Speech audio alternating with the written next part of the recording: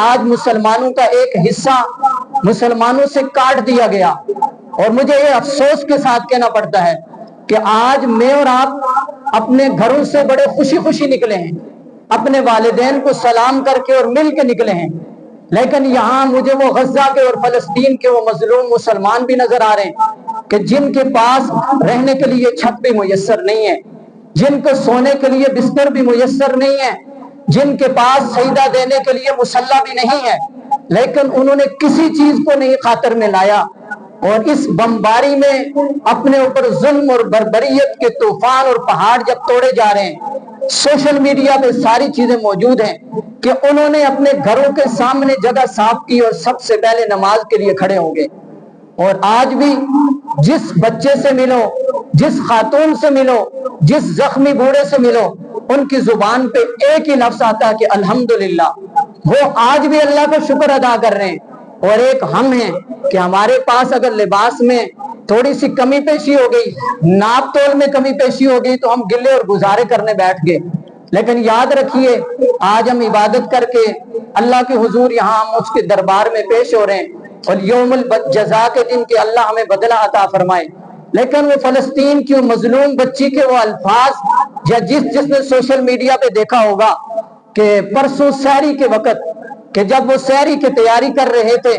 اسی اثناء میں اسرائیلی درندوں نے ان کے اوپر بمباری کی اور ایک ہی خاتون کے 7 بچے اسی جگہ شہید کر دیے گئے، اور اس خاتون نے اپنے بچوں کو کفن میں لپیٹنے کے بعد اپنے خون سے ان کے کفن پہ یہ بات لکھی، اور اب بھی نیٹ پہ سرچ کر لیے وہ مل جائے گا۔ وہ خاتون ان کفن کے اوپر لکھ رہی ہے کہ یا اللہ، جس طرح مسلمانوں نے ہمیں تنہا چھوڑ دیا، ان مسلمانوں کا ایک روزہ بھی نہ قبول کیجیے، ان کی ایک نماز بھی قبول نہ کیجیے۔ اب مجھے یہ بتائیے کیا رب کے دربار میں یہ چیزیں پیش نہیں ہوگی؟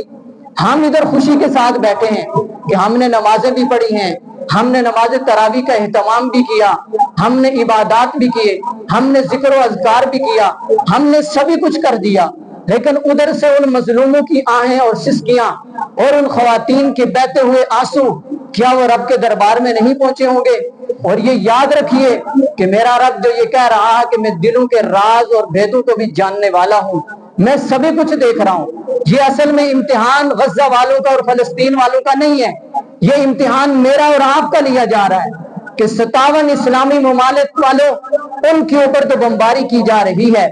وہ تو رمضان کے وہ مبارک لمحات بھی نہ دیکھ سکے، ان کو تو جو صبح ساری کر رہے ہیں تو ان کو افطار کا نہیں علم کہ افطار یہی ہوگا، یہ جنت میں ہوگا، جو افطاری کر رہا ہے تو کسی کو اس بات کا علم نہیں ہے کہ آئندہ روزے کے لیے ہم سحری بھی کر سکتے ہیں یا نہیں کر سکتے ہیں۔ ایک نماز میں کھڑے ہوتے ہیں تو اگلی کی ان کو امید نہیں تھی، لیکن اس کے باوجود انہوں نے سبھی کچھ سہ لیا، لیکن ان کی زبانوں سے الحمدللہ کے الفاظ جاری اور ساری رہے، زخموں سے چور چور ہیں، بدن کے ٹکڑے ٹکڑے کر دیے گئے ہیں، نہ ان کی ماؤں کا پتہ، نہ ان کے والدین کا پتہ، نہ ان کے بیوی بچوں کا پتہ، لیکن اس کے باوجود الحمدللہ کے ترانے ان کی زبانوں سے آج بھی جاری اور ساری ہیں۔ اور یہ یاد رکھیے کہ رب کا دربار ضرور لگنا ہے، اور ہم 57 اسلامی ممالک جو زندہ لاشیں ہیں، ہم نے سبھی کچھ بنا کے رکھا ہے، لیکن یہ ان مسلمانوں کے قبلہ اول کے باسیوں کے لیے نہ جا سکا، اور ہمارے مسلمان اب تو اتنے بے حس ہو چکے ہیں کہ 1.5 سال کا یہ عرصہ جو گزرا ہے، پہلے تو ہم ان کے لیے دعا تو کر لیا کرتے تھے، مصلی بچھا کے لیے ان کے لیے آنسو تو بہا لیا کرتے تھے، لیکن اس رمضان میں ایسے ایسے لوگ بھی گزرے ہیں کہ جن کے دسترخوان انہیں اسرائیلیوں کے مصنوعات سے سجی ہوا کرتی تھی، وہ ان کی پیپسی اور ان کی بوتلوں کے بغیر ان کا روزہ افطار بھی نہیں ہوا کرتا تھا، جس کے لیے یہ یاد رکھیں اگر ہم وہاں ان کی مدد کے لیے نہیں پہنچ سکے، لیکن ادھر بیٹھ کے ہم ان یہودیوں کی مدد بھی کر رہے ہیں، ان اسرائیلی خنزیروں اور درندوں کو ہم معاشی طور پر ان کو مضبوط بھی کر رہے ہیں کہ وہی وہ ان سے گولیاں اور اسلحہ خرید کے ہمارے معصوموں کا خون کر رہے ہیں۔ اور ہمارے لوگ کہتے کیا ہیں کہ مولانا آپ کون سی باتیں کر رہے ہیں، ہم تو وہاں جا نہیں سکتے، یہ ہمارا کام نہیں ہے، یہ ہمارے حکمرانوں کا کام ہے۔ تو یاد رکھیے اگر یہی سوچیں ہماری رہی تو میں نے گزشتہ سال عید کو بھی یہ کہا تھا کہ ہمیں بچپن میں یہ کہانی سنائی جاتی رہی ہے کہ جنگل میں 2 بیل ہوا کرتے تھے، اور ان کا اتحاد اور اتفاق دیکھ کر جب ایک مرتبہ شیر سے نہ رہا گیا تو اس نے ان بیلوں سے ایک کو علیحدہ کر کے کہا کہ وہ دوسرا اگر کھا لیا جائے, اس کو ختم کر دیا جائے تو چارہ تو چرے گا, یہ جنگل کا سبھی کچھ تیرے لیے ہو جائے گا.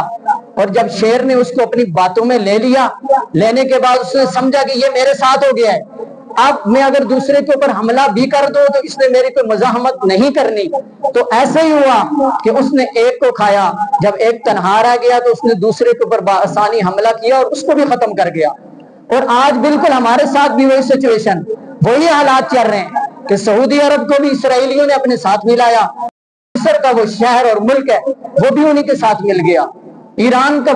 گماشتے تو ہمیشہ سے یہودیوں کے ٹاؤٹ رہے ہیں, وہ ساروں کو اپنے ساتھ ملا کے وہ یہ سمجھ رہے ہیں کہ یہ قضیہ صرف فلسطینیوں کا ہے, بیت المقدس تو فلسطینیوں کا ہے, ہمیں کسی نے کیا کہنا ہے. لیکن یہ یاد رکھیے, یہ آہستہ آہستہ یہ وہ اژدہا ہے, یہ وہ اسرائیل جو چھوٹی سی ریاست ہے, اس کا اصل ٹارگٹ سعودی عرب میں مکہ اور مدینے کو قبضہ کرنے کا ہے. اور اس نے اس منصوبے کا اظہار بھی کر دیا.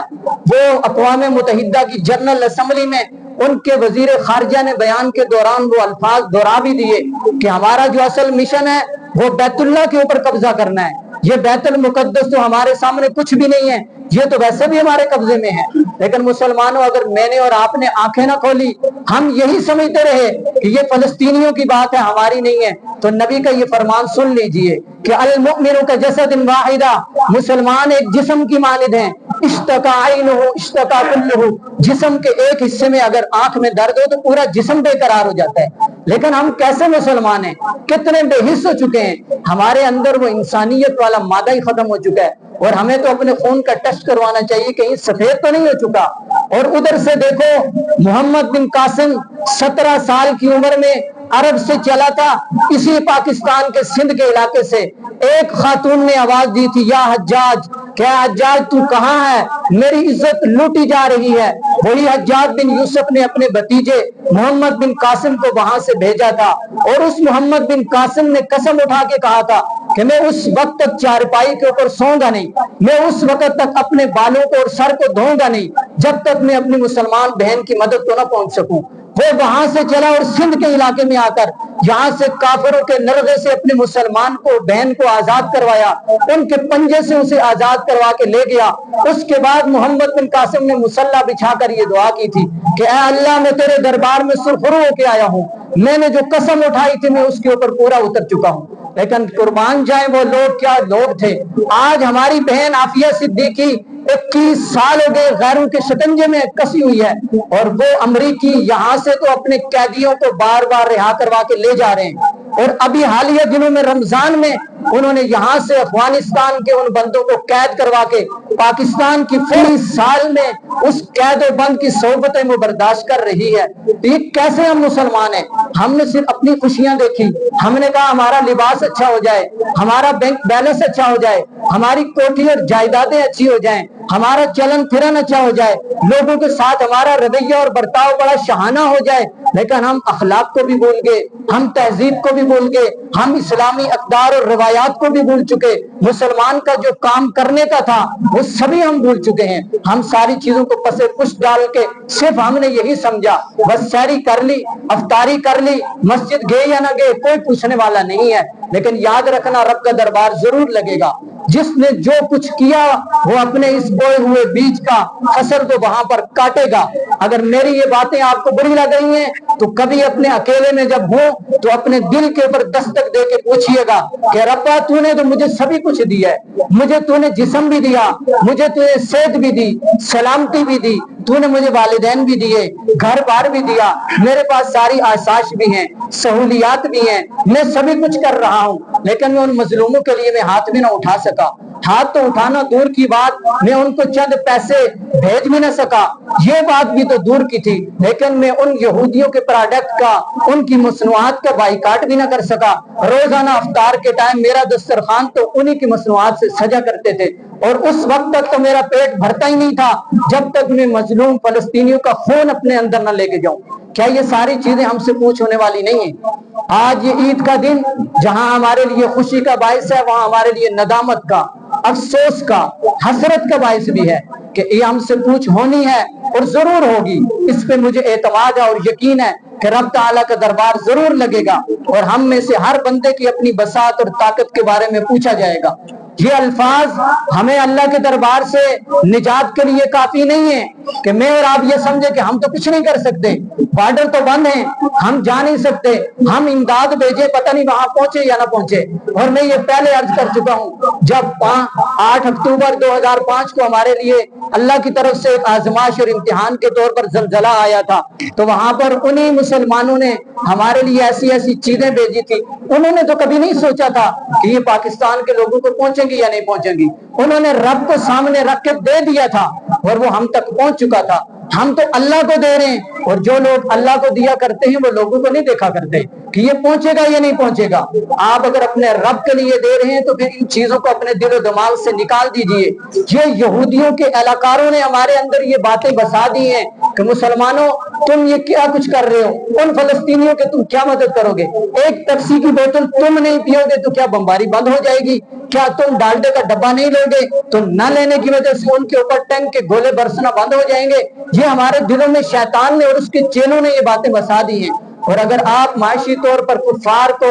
مستند کرنا، ان کو مسلوب کرنے کی آپ اگر وہ کتابیں پڑھیں اور روایات پڑھیں، اللہ کے نبی صلی اللہ علیہ وسلم کے دور میں بھی ایسا ہوا کہ یہودیوں کو شکنجے میں کسنے کے لیے ان کو معاشی طور پر ان کا بائیکاٹ کیا گیا۔ جب وہ معاشی طور کے اوپر کمزور ہو گئے تو خود ہی مسلمانوں کے سامنے ڈھیر ہو گئے، اور انہوں نے ہتھیار بھی ڈال دیے اور سبھی کچھ مسلمانوں کے سامنے زیر کر دیا، اور کہنے لگے کہ اب مسلمان ہی پاتے ہیں۔ لیکن میں اور آپ یہ کچھ بھی نہ کر سکے۔ ہم خوشیوں کے ان لمحات میں صرف اپنے گھر بار کو سجانے کے لیے، اپنے جسم کو آراستہ اور پیراستہ کرنے کے لیے لگے رہے۔ میں رب کے دربار سے یہ دعا کروں گا، یہ التجا کروں گا، یہ منبر ہمارے نبی کی وراثت ہے کہ ربا ہم تو ان کے لیے کچھ نہ کر سکے، لیکن کل قیامت کے دن میدان محشر میں ہمیں شرمندگی سے ضرور بچائیے گا۔ اللہ ہم ان فلسطینی اور مظلوموں کے لیے دعا گو ضرور ہیں۔ ہمارے حکمرانوں کو اللہ غیرت نصیب فرمائے، ان کو غیری حمیت غیرت دے دے، اللہ ان کو جذبہ جہاد دے دے،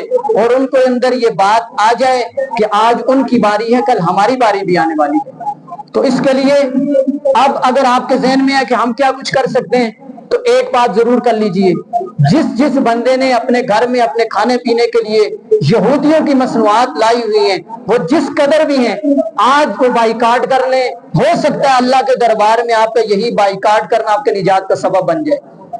جس نے اپنے گھر میں ان کی پروڈکٹ لے کے آئے ہیں، ان کی مصنوعات لے کے آئے ہیں، اگر کوئی بھی چیز اپنے گھر میں لے کے آئے ہیں تو آپ نہ مہمانوں کو دے دی، ان کو نہیں دینی چاہیے۔ اور اگر کوئی مسلمان کسی کے گھر میں جاتا ہے اور کوئی چیز دیکھتا ہے کہ یہ ان کی ہے، اس کو چاہیے کہ وہ بائیکاٹ کے طور پر اس چیز کو اپنے منہ میں مت ڈالے، وہ اسی طرح رکھی ہوئی رہیں تاکہ ساروں کو پتہ چل جائے کہ مسلمانوں کے اندر غیرت ابھی تک باقی ہے، جذبہ جہاد باقی ہے۔ مسلمان اگر یہ سوچیں گے، اور آج اگر جہاد کا نام لیا جائے تو اس کو ٹیررسٹ اور بنیاد پرست کہا جاتا ہے، اس کو دہشت گرد اور تخریب کار کے طعنے دیے جاتے ہیں۔ مسلمانوں یہ ہماری بھول ہے۔ میرے اور آپ کے نبی نے دعا کی تھی کہ اے اللہ مجھے موت دے دے پھر مجھے زندہ کر، پھر مجھے موت دے دے پھر مجھے زندہ کر، اور یہ جذبہ جہاد اور شوق شہادت ہی تھا۔ آپ ہم جس نبی کے نام لیوا ہیں، ذرا اپنے نبی کی تاریخ اٹھا کے پڑھیے۔ میرے اور آپ کے نبی کا جب انتقال ہوا تھا تو گھر میں کھانے کے لیے کوئی چیز نہیں تھی، ایک زرہ ایک یہودی کے پاس بطور عاریت رکھ کر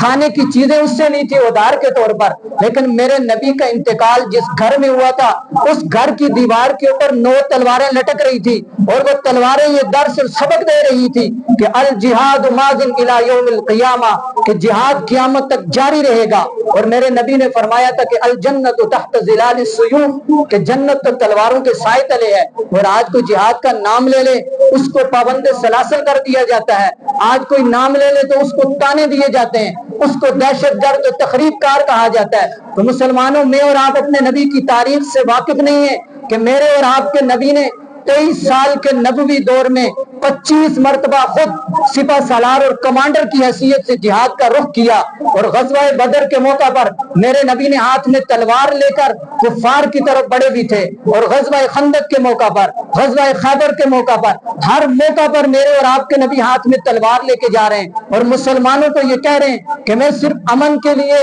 جو لوگ ہم سے امن میں بات کریں گے ان کے لیے ہم امن والے ہیں، جو دوسرے زبان میں ہم سے بات کریں گے، جو مسلمانوں کے اوپر ظلم اور بربریت کرے گا، اس کا علاج تلوار سے کیا جاتا ہے۔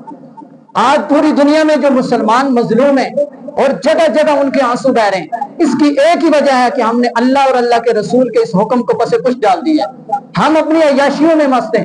ہمیں ان سے کیا سروکار ہے کہ وہ جا رہے ہیں یا نہیں جا رہے ہیں، وہ جہاد کر رہے ہیں یا نہیں کر رہے ہیں۔ لیکن یہ حدیث اللہ کے نبی کا فرمان بھی سنیے۔ اللہ کے نبی نے فرمایا تھا کہ جو بندہ نہ خود جہاد کے لیے گیا، نہ جہاد میں جانے والوں کی مدد کی، نہ ان کے پیچھے رہ جانے والے ان کے گھر والوں کی کوئی مدد کی، وہ مرے گا تو منافق مرے گا۔ یہ اللہ کے نبی کا فرمان ہے۔ جو نہ خود جہاد میں گیا، نہ جانے والوں کی مدد کر سکا، نہ پیچھے رہ جانے والے ان کے گھر والوں کی خبرگیری کر سکا، اگر وہ مرے گا تو وہ منافق مرے گا۔ اور منافق کی سزا تو قرآن میں ان المنافقین فی الدرک الاسفل من النار ہے کہ اوپر یہ ابو جہل، عتبہ اور شیبہ اور فرعون اور نمرود اور قارون تو اوپر والی جہنم میں ہوں گے، لیکن جو منافق ہوگا وہ نیچے والی جہنم میں جائے گا، وہ وہاں پر جلے گا۔ تو دعا کیجیے اللہ ہمیں منافقت سے بچا کے رکھے۔